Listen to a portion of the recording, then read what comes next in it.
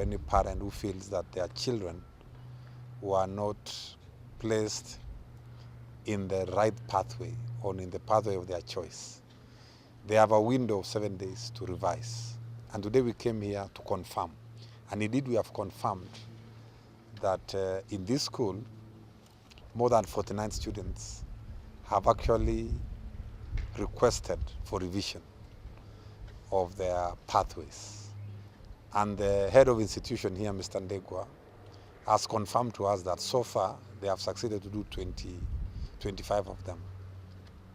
But globally or nationally, I want to say that we have received about approximately 100,000 requests of revision of placement. From our 1.13 million learners, 100,000 of them are interested in revising their pathways.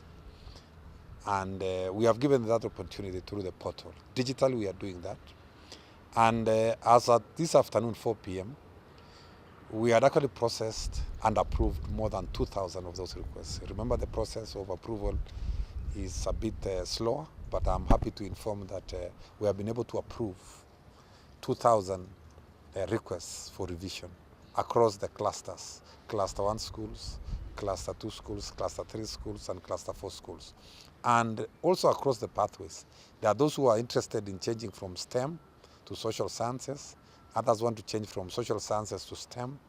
And others want to change from STEM to arts and sports, and vice versa. So we have requests across the board and from all over the country. I'm also happy to note that even as we do this processing of revision, we have delegated some of these responsibilities to our field officers.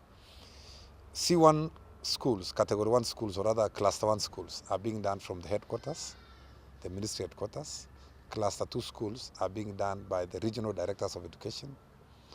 Approval for Cluster 3 schools are being done by county directors of education.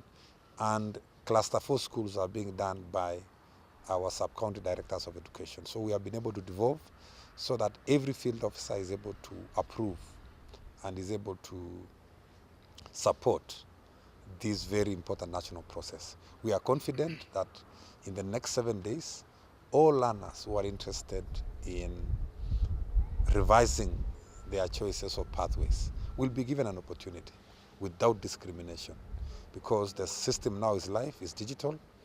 Of course, in the morning we had a little bit of a hitch because the requests were too many and the bandwidth was a little bit smaller, but we requested the CONSA through the PSICT to ensure that they open up the space so that as the requests come, we are able to process all requests.